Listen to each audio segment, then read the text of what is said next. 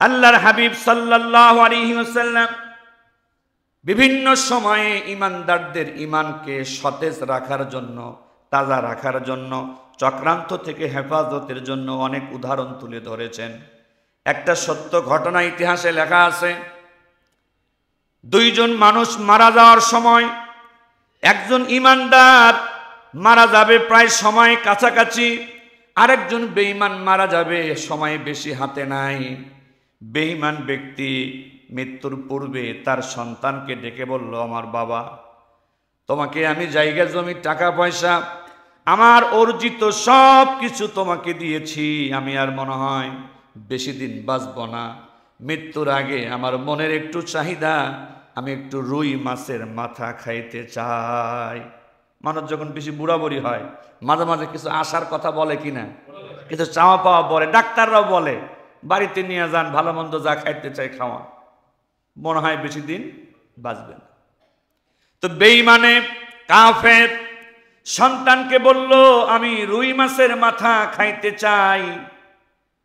আর ঈমানদার ব্যক্তি উনিও মারা যাওয়ার সময় হয়েছে, রুই মাছের মাথা বা দামি কোনো কিছু খাইতে চান নাই, অসুস্থ হয়ে বিছানায় পড়ে আছেন।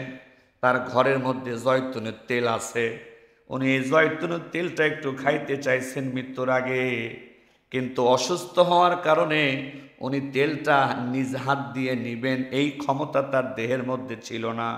তেলটা তাকে দেওয়ার মতো ওই মুহূর্তে তার কাছে কেউ ছিল না। আল্লাহ রাব্বুল আলামিন দুইজন ফেরেশতাকে দায়িত্ব দিয়ে পাঠালেন দুনিয়ায়। দুইজন ফেরেশতার যখন দেখা হয়ে গেল, প্রথম আসমানে দুনিয়াতে আসার সময় এক ফেরেশতা আর এক ফেরেশতাকে জিজ্ঞাসা করলেন, ভাই কোথায় যান, আপনার দায়িত্ব কি? ফেরেশতা বলতেছে, অমুক গ্রামে অমুক কাফের ব্যক্তি মারা যাচ্ছে, এই কাফের মৃত্যুর আগে রুই মাছের মাথা খাইতে চেয়েছে, তার ছেলে আজকে পুকুরের মধ্যে জেলে নামাবে, জাল নামাবে, কিন্তু তার ওই পুকুরের মধ্যে রুই মাছ এখন নাই। আল্লাহ আমারে পাঠাইছে আমি যেন সমুদ্র থেকে বড় একটা রুই মাছ ধরে এই বেঈমানের পুকুরের মধ্যে ছেড়ে দেই, আর বেঈমানের ছেলে যখন জাল নামাবে ওই জালে যেন রুই মাছটা ধরা পড়ে, আর বেঈমানটা যেন মৃত্যুর আগে রুই মাছের মাথা খেয়ে মরতে পারে। এটা আল্লাহ আমারে দায়িত্ব দিচ্ছে। আর একজন ফেরেশতারে বলে, তোমার দায়িত্ব কি? বলে, আমার দায়িত্ব তো উল্টা।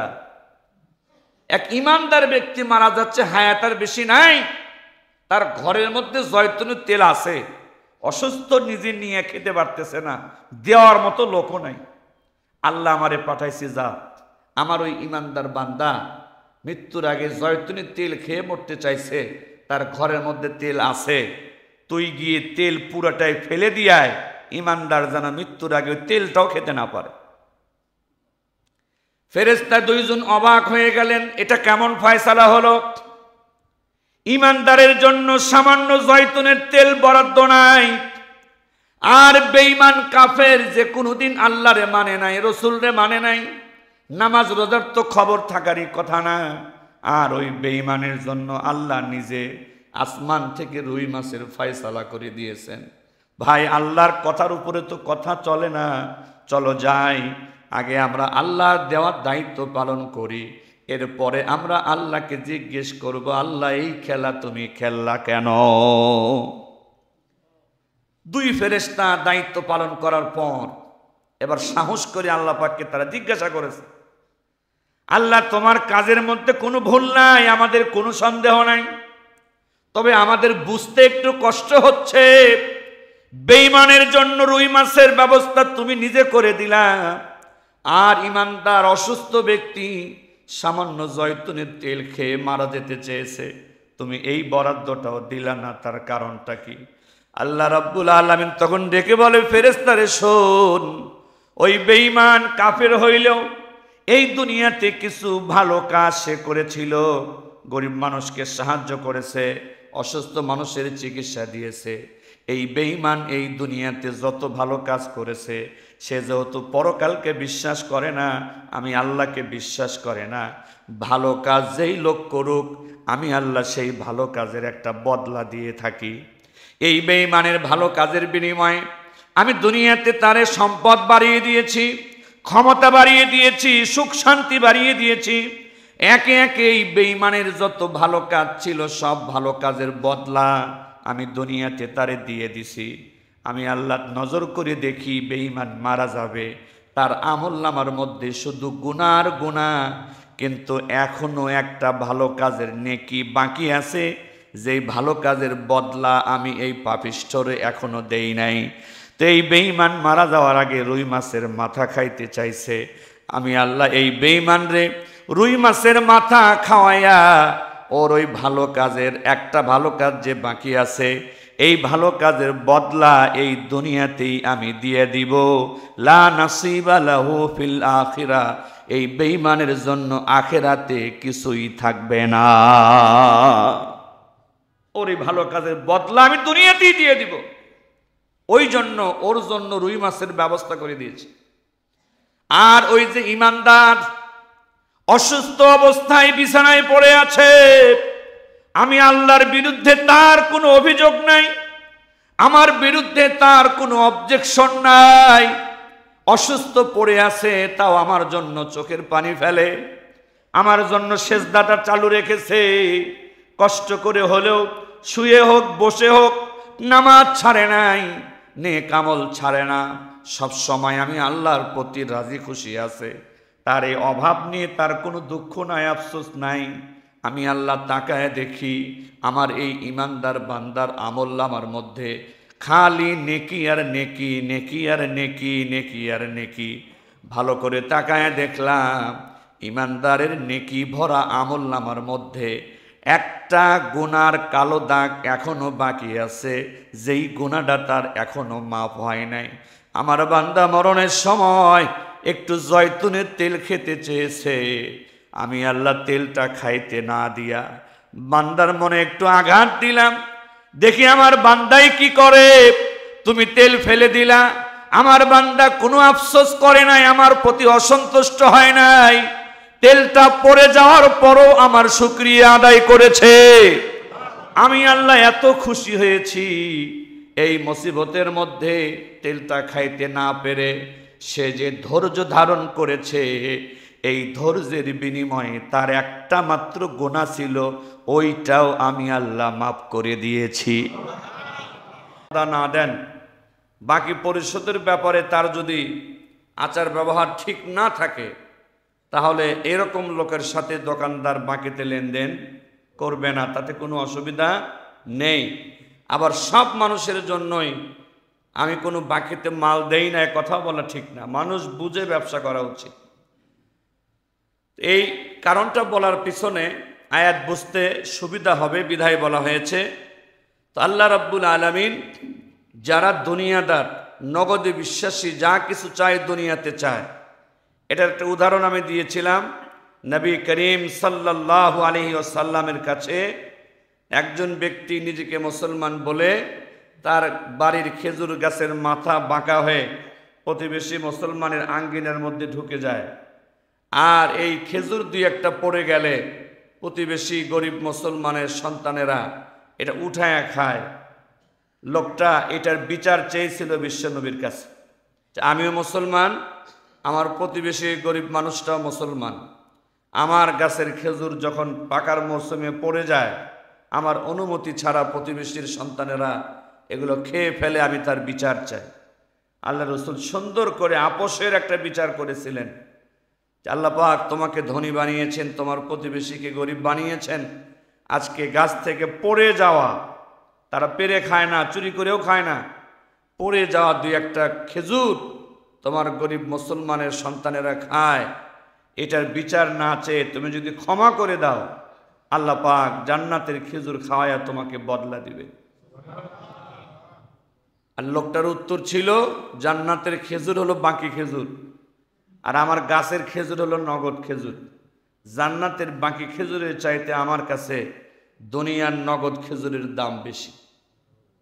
এরা হলো দুনিয়াদার, যা চায় দুনিয়াতে চায়, পরকালের জন্য এরা কোনো কিছু বাকি রাখতে রাজি না।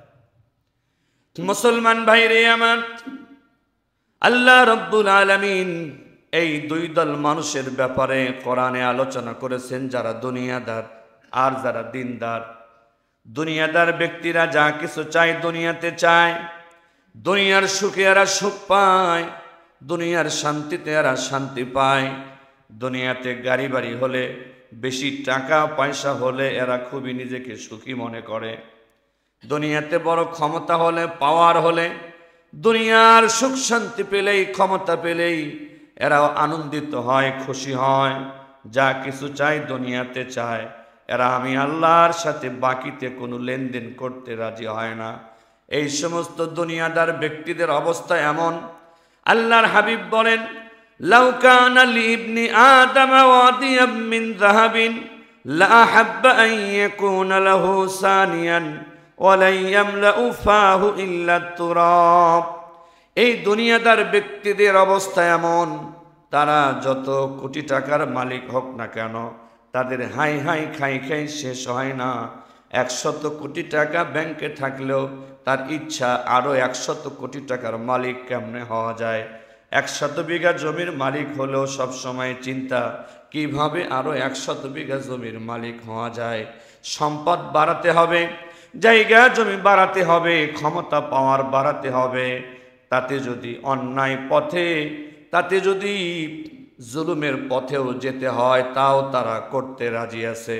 আল্লাহ তাআলা বলেন, এই সমস্ত দুনিয়াদার ব্যক্তিরা আমি আল্লাহর কাছে যা চাই, এদের সব আশা আমি পুরা করি না, তবে এরা যতটুকু চায় তার কিছু আশা আমি এই দুনিয়াতে পুরা করি। আল্লাহর হাবিব বলেন, এই দুনিয়াদার লোকদেরকে বিশাল একটা মাঠ যদি স্বর্ণ দিয়ে পুরা করে দেওয়া হয়, এরপরও দুনিয়াদারের আশা পূরণ হয় না। দুনিয়াদার চিন্তা করে, একটা মাঠ স্বর্ণে ভরা আমি পেয়েছি, এই রকম আরেকটা স্বর্ণে ভরা মাঠ যদি আমার হয়ে যেত। এইভাবে আশা সে বাড়াতেই থাকে, বাড়াতেই থাকে। তো দুনিয়াদারের আশা দুনিয়াতে পূরণ হবে না। ওয়ালা ইয়ামলাউ ফাহু ইল্লা তুরাব। দুনিয়াদারের হাই হাই খাই খাই, তার মুখ ওই দিন পুরা হবে যেই দিন তার মুখের মধ্যে কবরের মাটি ঢুকবে। ওয়ালা ইয়ামলাউ ফাহু ইল্লা তুরাব। দুনিয়াদারের মুখে যেই দিন কবরের মাটি ঢুকবে, ওই দিন এই দুনিয়াদারের মুখটা পূরণ হবে। আল্লাহ রাব্বুল আলামিন বলেন, যা কিছু চাই তার সব আমি দেই না, তবে কিছু দেই। আমি আল্লাহর অবাধ্য হলেও, দুনিয়াদার হলেও এদেরকে তো আমি আল্লাহই সৃষ্টি করেছি। এই জন্য দুনিয়াতে এদের কিছু আশা, কিছু প্রত্যাশা আমি পুরা করি। কিন্তু দুনিয়া চাইলো, দুনিয়া কিছু পাইলো, সুম্মা জাআলনা লাহু জাহান্নাম। এ ধরনের দুনিয়াদার ব্যক্তিদেরকে দুনিয়াতে কিছুটা সুখ শান্তি ক্ষমতা আমি আল্লাহ দিলেও এদের জন্য পরকালে আমি চিরস্থায়ী জাহান্নামকে নির্ধারণ করে রাখি। ইয়াসলাহা মাজমুমান মাদহুরা। দুনিয়াদার ব্যক্তি এই পৃথিবীতে, এই দুনিয়ায়, এই দুনিয়াদার ব্যক্তি যদি প্রধানমন্ত্রীও হয়, দুনিয়াদার ব্যক্তি যদি এই দুনিয়াতে প্রেসিডেন্টের পদেও যদি সে থাকে, কাল কিয়ামতের কঠিন ময়দানে এই দুনিয়াদার প্রধানমন্ত্রী, দুনিয়াদার প্রেসিডেন্ট, দুনিয়াদার ক্ষমতাওয়ালা, পয়সাওয়ালা যাই হোক না কেন, এদেরকে কাল কিয়ামতে প্রধানমন্ত্রী হিসাবে, প্রেসিডেন্ট হিসাবে, ক্ষমতাওয়ালা হিসাবে, সম্পদওয়ালা হিসাবে কোনো সম্মান করা তো দূরের কথা, ইসলাহা মাজমুমান মাদহুরা। এই সমস্ত দুনিয়াদার ব্যক্তিরে বড় বেইজ্জতির সাথে ঘাড় ধাক্কাইয়া আমি আল্লাহ জাহান্নামে ফালাইয়া দিব। ওই দিন এই দুনিয়াদার কোনো সম্মান পাবে না, কোনো মর্যাদা পাবে না, কোনো ইজ্জত পাবে না। দুনিয়ার আইনে দুনিয়ার ক্ষমতাওয়ালারা জেলখানাতেও সম্মান পায়। এমপি মন্ত্রী, চোর এমপি, চোর মন্ত্রী, ডাকাত এমপি, এদেরকেও জেলখানায় ডিভিশন দেওয়া হয়, একটু আলাদা রুম, ভালো থাকার সুযোগ দেওয়া হয়। জেলখানাতেও কিন্তু এসি রুম আছে।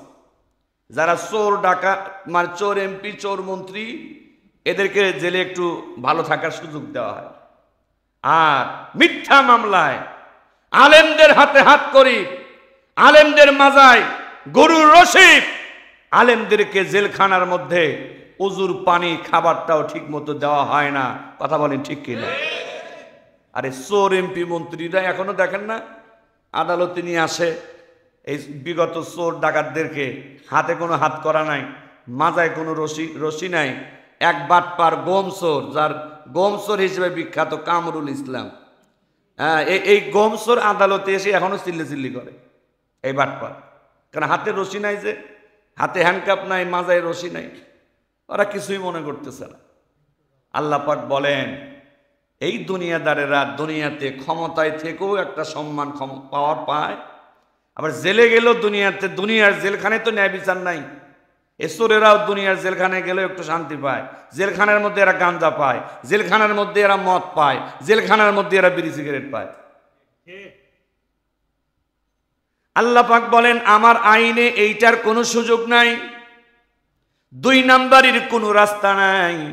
এই সমস্ত দুনিয়াদার বেঈমানেরা যখন কাল কিয়ামতে উঠে দাঁড়াবে, এদের আর প্রধানমন্ত্রীর চেয়ার দেখা হবে না, প্রেসিডেন্টের চেয়ার দেখা হবে না, জাহান্নামে তো দিবই, বেইজ্জতি করে ঘাড় ধাক্কাইয়া ধাক্কাইয়া জাহান্নামে ফালাইয়া দিব। ওমান আরাদাল আখিরাতা ওয়া সাআ লাহা সা'য়াহা ওয়া হুয়া মুমিন ফাউলাইকা কানা সা'য়ুহুম মাশকুরা। আবার তোমাদের ভিতরে একদল মানুষ এমন আছে, যেই মানুষগুলো আমি আল্লাহর কাছে শুধু দুনিয়া চায় না, দুনিয়ার সুখেই তারা প্রকৃত সুখ পায় না, দুনিয়ার ক্ষমতাতেই তারা প্রকৃত আনন্দ পায় না, দুনিয়ার সম্পদেই তারা প্রকৃত শান্তি পায় না। এরা শুধু দুনিয়াদার নয়, দুনিয়া চায় না, বরং এরা আমি আল্লাহর কাছে পরকাল চায়। আর শুধু পরকাল চেয়ে বসে থাকে না, এই দিনদার মানুষগুলো আমি আল্লাহর কাছে পরকাল চায় আর পরকাল পাওয়ার জন্য সাধ্য অনুযায়ী চেষ্টা করে। জোরে বলুন সুবহানাল্লাহ। এরা পরকালও চায়, আবার সাধ্য অনুযায়ী পরকাল পাওয়ার জন্য চেষ্টা অব্যাহত রাখে।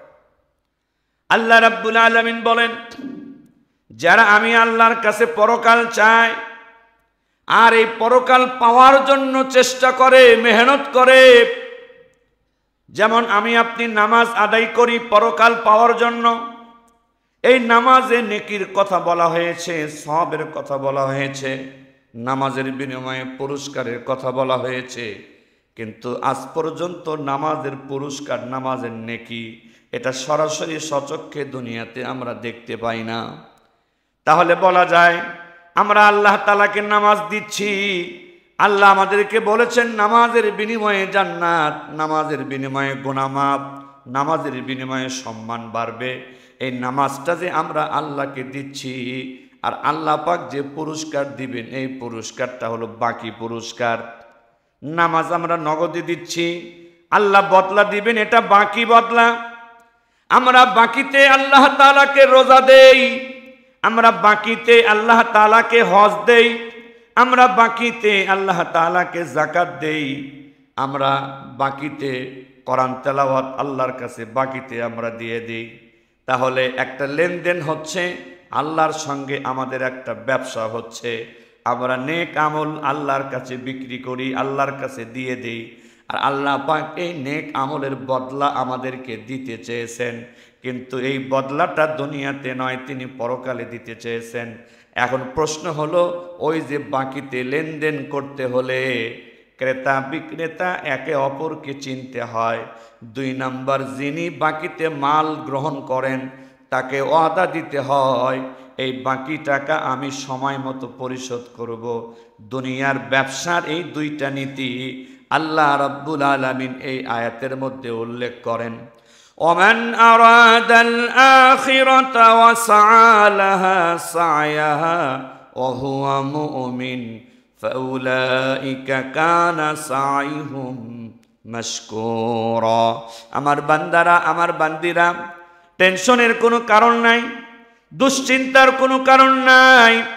কোনো ব্যক্তি যদি আমি আল্লাহর সাথে বাকিতে লেনদেন করে, আমি আল্লাহকে যে বাকিতে নামাজ দেয়, আমি আল্লাহকে যে বাকিতে রোজা দেয়, হজ দেয়, যাকাত দেয়, চিন্তার কোনো কারণ নাই। আমি আল্লাহ বলছি ওহুয়া মুমিন যারা আমাকে বাকিতে নামাজ দেয়, রোজা দেয়, হজ দেয়, যাকাত দেয়, আমি আল্লাহ ওদেরকে ইমানদার হিসেবে জানি, ওরাও আমি আল্লাহকে চেনে। বলুন না সুবহানাল্লাহ। যারা আমাকে বাকিতে নামাজ রোজা দেয়, ওরা আমি আল্লাহকে চিনেই বাকিতে দেয়, আর আমি আল্লাহ ওদেরকে চিনি যারা আমাকে বাকিতে নামাজ রোজা দেয়। কি হিসাবে চিনি? ওহুয়া মুমিন, এদেরকে আমি আল্লাহ ইমানদার হিসাবে চিনি। বলেন না সুবহানাল্লাহ। তাহলে এই বান্দাদের সাথে আমি আল্লাহর একটা স্পেশাল পরিচয় আছে।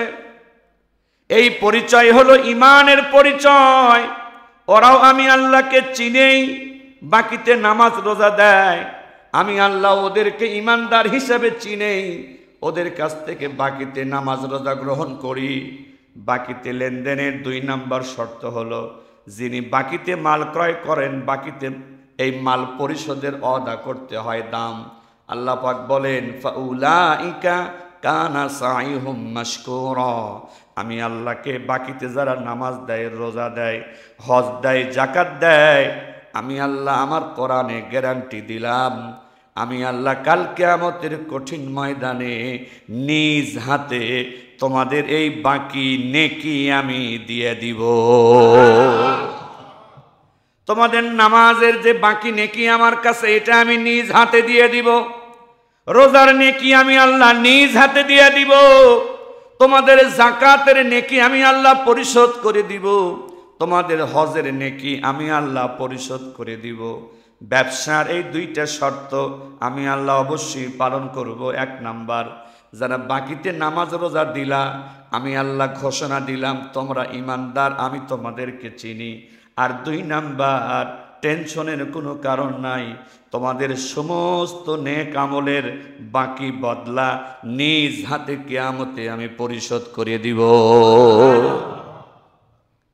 এই জন্য ইমানদারের কোনো হতাশা নাই, ইমানদারের কোনো দুশ্চিন্তা নাই, ইমানদারের না পাওয়া নিয়ে কোনো আক্ষেপ নাই। ইমানদার কিছু পাইলেও আলহামদুলিল্লাহ, ভালো থাকলেও আলহামদুলিল্লাহ, ইমানদার মুসিবত বিপদে থাকলেও আলহামদুলিল্লাহ। নবীজি যখন কোনো বিপদ আপদে থাকতেন, তখনও যদি কেউ জিজ্ঞাসা করতো আপনি কেমন আছেন, তিনি বলতেন আলহামদুলিল্লাহি আলা কুল্লি হাল। আল্লাহর প্রশংসা সব সময়ের জন্য। বলুন না সুবহানাল্লাহ। এখন আমি আপনি আল্লাহর প্রতি বিশ্বাস রেখে বাকিতে নামাজ দেই, আল্লাহর প্রতি বিশ্বাস রেখে রোজা দেই, হজ দেই, যাকাত দেই। আল্লাহর সাথে আমাদের এই বাকি ব্যবসাকে দুনিয়াদার লোকেরা খুব একটা পছন্দ করে না। এরা মাঝে মাঝে বলে, মৌলবি এত নামাজ পড়ে তোমার লাভ কি? তুমি 5 ওয়াক্ত নামাজ পড়ো, তোমার বেতন মাসে 20,000, আমি 1 ওয়াক্তও পড়ি না, আমার বেতন মাসে 50,000। আছে কি নেই? নামাজের সাথে সম্পর্ক নাই, আল্লাহর সাথে সম্পর্ক নাই, রসুলের সাথে সম্পর্ক নাই, ইসলামের সাথে সম্পর্ক নাই। অথচ এই বেঈমান দেখা যায় ইমানদারের চাইতে হয়তো দুনিয়াতে বেতন বেশি পায়, ইমানদারের চাইতে দুনিয়াতে হয়তো বেঈমানের সম্পদ বেশি। এটা নিয়ে ওরা গর্ব করে। নামাজ পড়ে তোমাদের লাভ কি হলো? রোজা রেখে লাভ কি হলো? হজ করে লাভ কি হলো? যাকাত দিয়ে লাভ কি হলো?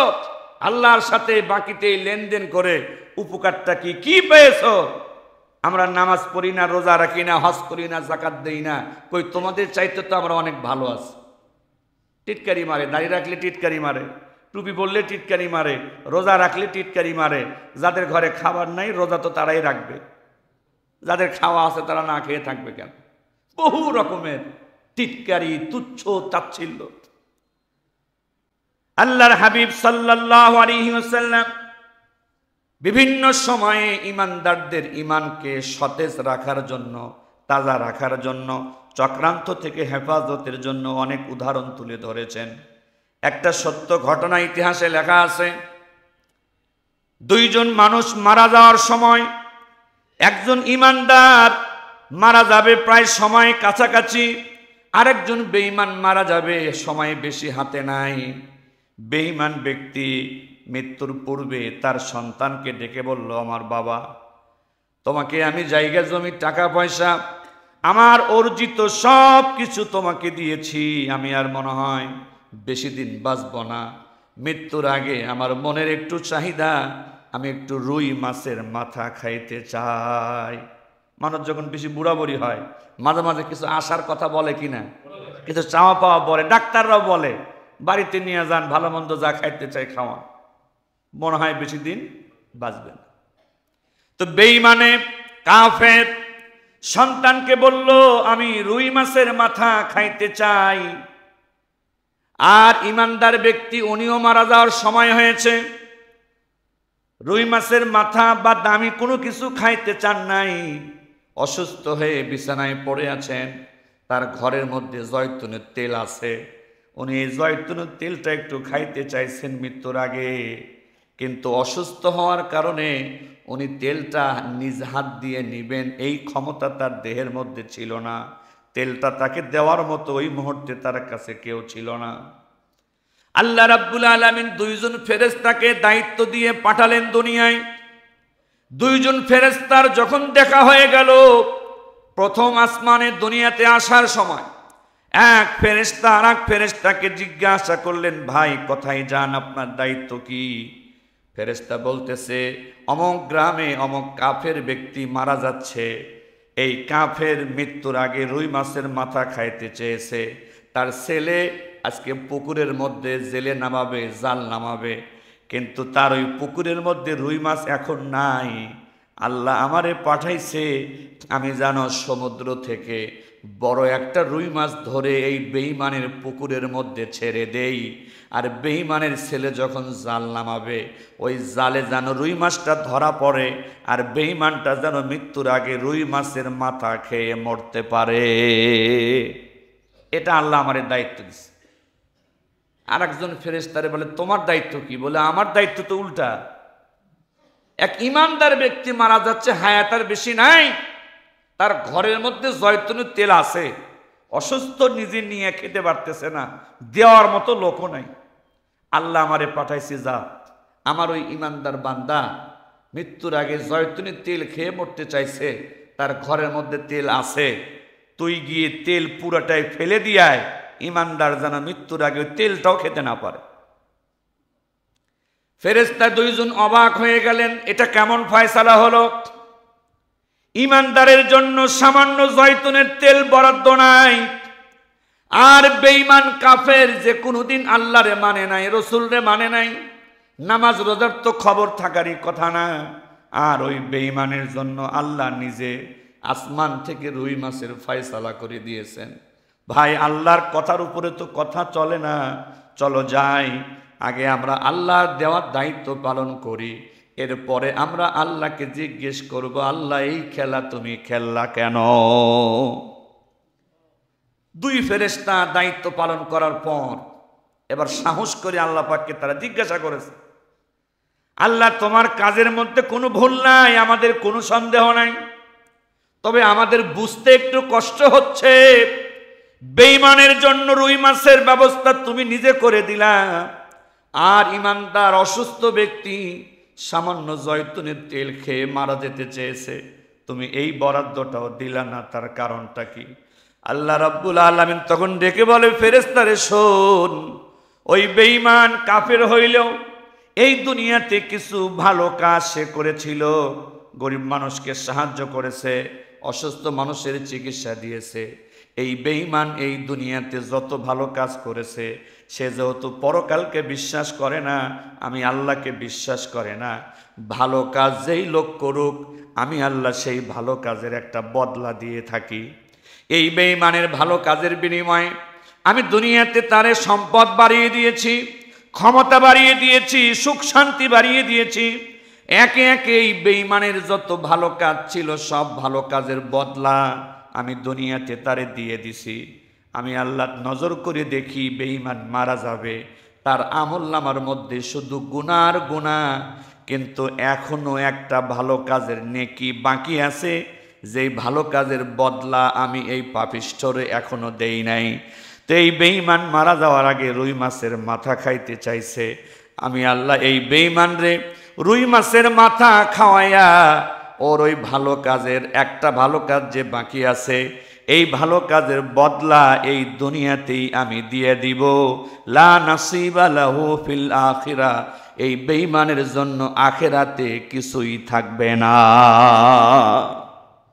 ওর এই ভালো কাজের বদলা আমি দুনিয়াতেই দিয়ে দিব। ওই জন্য ওর জন্য রুই মাছের ব্যবস্থা করে দিয়েছি।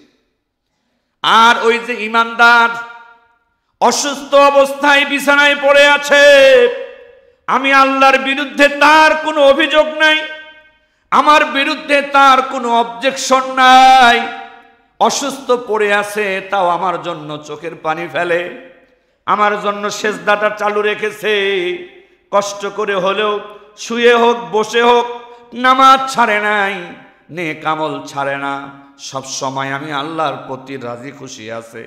তার এই অভাব নিয়ে তার কোনো দুঃখ নাই, আফসোস নাই। আমি আল্লাহ তাকায় দেখি আমার এই ইমানদার বান্দার আমলনামার মধ্যে খালি নেকি আর নেকি, নেকি আর নেকি, নেকি আর নেকি।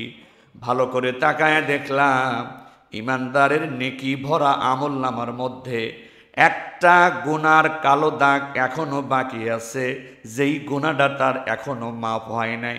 আমার বান্দা মরণের সময় একটু জয়তুনের তেল খেতে চেয়েছে, আমি আল্লাহ তেলটা খাইতে না দিয়া বান্দার মনে একটু আঘাত দিলাম। দেখি আমার বান্দাই কি করে। তুমি তেল ফেলে দিলা, আমার বান্দা কোনো আফসোস করে নাই, আমার প্রতি অসন্তুষ্ট হয় নাই, তেলটা পড়ে যাওয়ার পরও আমার শুকরিয়া আদায় করেছে। আমি আল্লাহ এত খুশি হয়েছি। এই মুসিবতের মধ্যে তেলটা খাইতে না পেরে সে যে ধৈর্য ধারণ করেছে, এই ধৈর্যের বিনিময়ে তার একটা মাত্র গুনাহ ছিল, ওইটাও আমি আল্লাহ মাফ করে দিয়েছি। আমি অপেক্ষায় আছি। আমার এই ইমানদারের দেহের মধ্যে আর কোনো গুনাহ নাই, গুনাহ নাই, পাপের কোনো চিহ্ন নাই। ছোট্ট সন্তান যখন পেশাব পায়খানা করে, দেহের মধ্যে ময়লা থাকে, ওই অবস্থায় বাবা মা কোলে নেয় না, ছেলেটার একটু পরিষ্কার করে।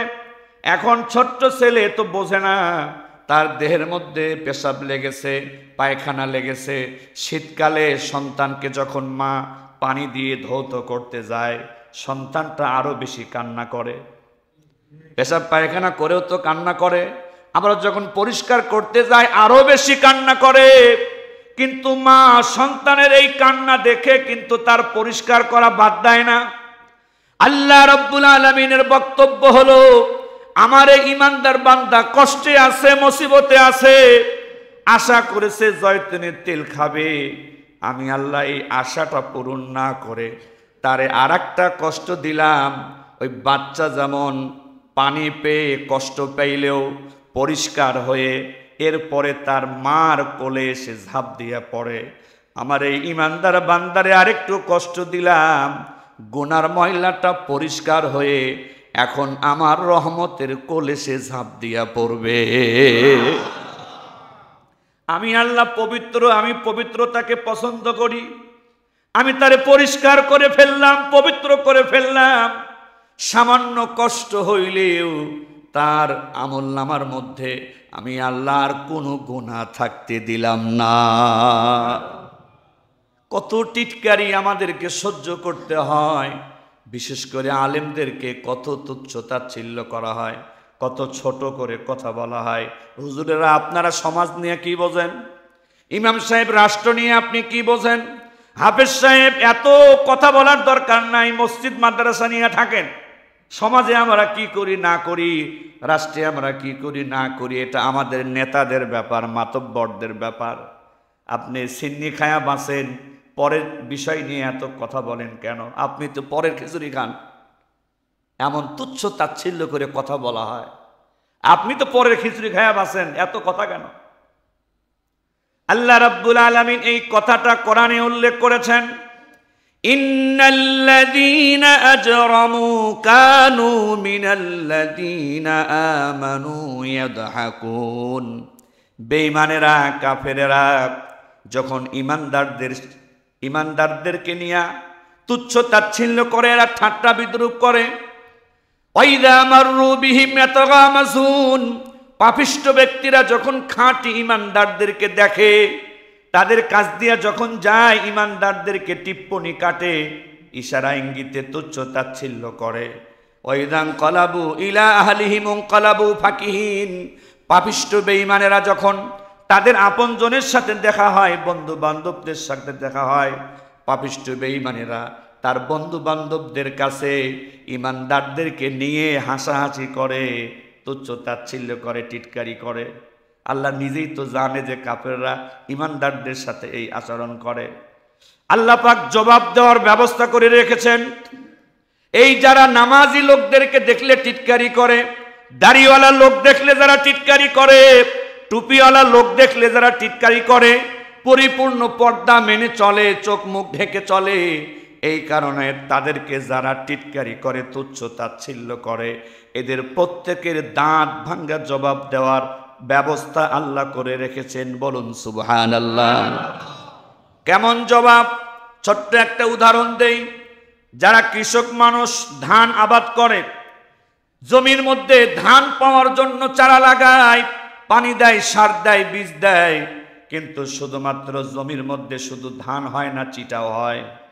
একই জমির মধ্যে কিছু ধান হয়, কিছু চিটা হয়। যেই শীষে ধান থাকে ওই শীষের মাথা থাকে নিচের দিকে, আর যেই শীষে চিটা ওইটার মাথা সোজা খাড়া। কথা কন না কেন? ধানের চাইতে চিটার মাথা নিচে না উপরে? আর চিটা গল্প করে ধানের সাথে, ধান ভাই তোমার মাথা নিচের দিকে, আমার মাথা উপরের দিকে, আমার দামই বেশি। ধান কয় চিটারে কার দাম বেশি, সময় হলে টের পাবে। এরপরে যখন ধান কাটা হলো, বাড়িতে যখন নেওয়া হলো, শুধু ধান গেছে বাড়িতে না, সাথে চিটাও গেছে। যখন এই ধান আবার কৃষক মানুষ তার তালায় গলায় উঠালো, চিটা উঠেছে, ধানও উঠেছে। চিটা কয় ভাই তুমিও যেখানে আমিও সেখানে, ক্ষেতের মধ্যে আমার মাথা ছিল উঁচা, তুমি ধান তোমার মাথা ছিল নিচা। আমি তো আগেই বলেছি তোমার চাইতে আমি চিটার দাম বেশি।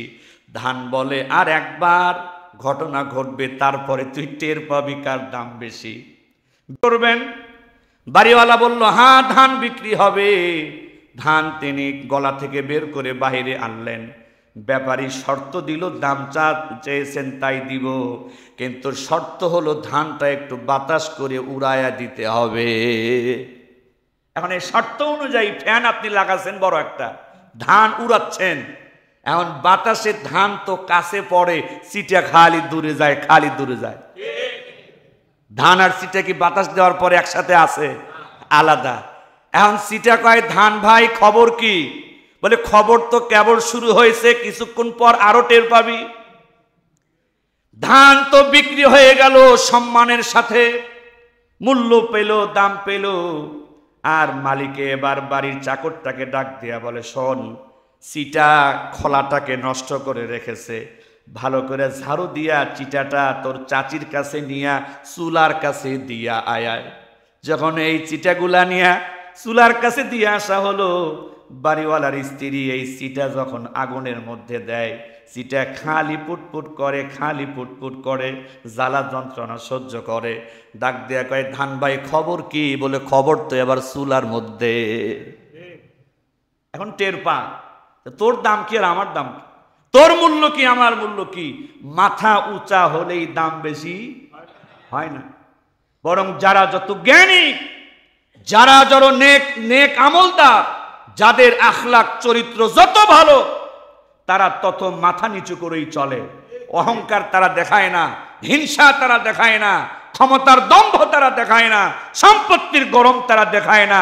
যেই গাছে ফল থাকে ওই গাছেই মানুষ ঢেল মারে, আর যেই গাছে কোনো ফল নাই ও আরামে থাকে বটে, কিন্তু ওর আসলে কোনো মর্যাদা।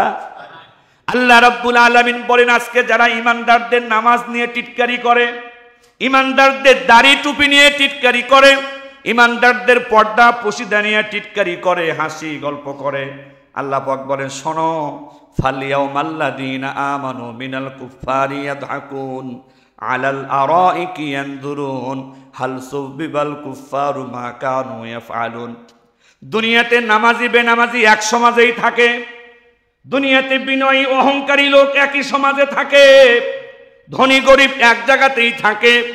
হাসরের ময়দানে আর নামাজি বেনামাজি অহংকারী বিনয়ী আর এক জায়গায় থাকার সুযোগ। ধান আর সিটা যেমন শেষ পর্যায়ে এক জায়গায় থাকতে পারে নাই, নামাজি বেনামাজি কাল কিয়ামতে আর এক জায়গায় থাকতে পারবে না। যদিও দুনিয়াতে একসাথেই ছিল, অহংকারী বিনয়ী দুনিয়াতে একসাথেই ছিল, কিন্তু হাসরের ময়দানে গিয়ে অহংকারী আর ভদ্র ব্যক্তি আর একসাথে থাকার সুযোগ।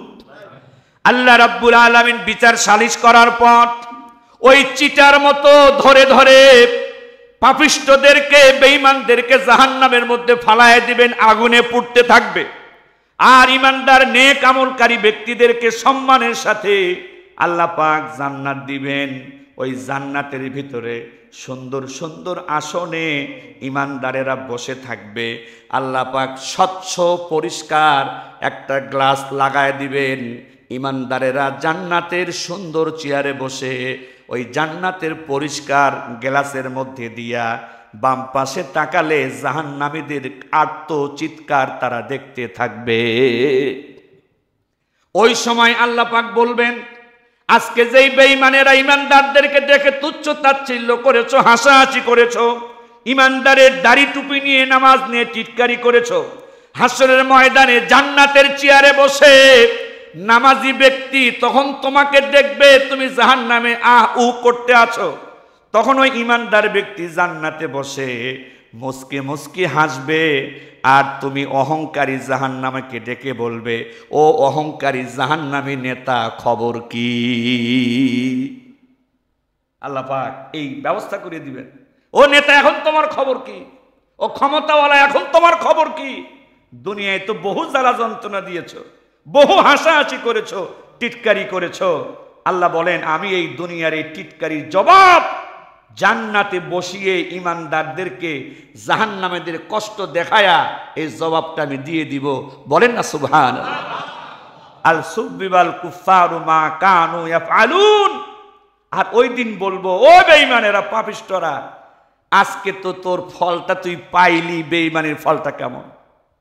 আর ইমানদারের জন্য প্রতিশ্রুতি দিয়েছেন, তোমার বাকি নামাজ, বাকি রোজা, বাকি হজ, যাকাত, যে যায় বলে বলুক, আমি আল্লাহ গ্যারান্টি দিলাম সব বাকি নেক আমলের বদলা নিজ হাতে পরিশোধ করে দিব। আল্লাহ পাক আমাদের সকলকে দুনিয়াদার না বানিয়ে দিনদার হয়ে নেক আমলের মাধ্যমে আল্লাহ তাআলাকে রাজি খুশি করে বিনয়ের সাথে ভদ্রতার সাথে দুনিয়া থেকে বিদায় নেওয়ার তৌফিক দিন। সকলে বলি আমিন।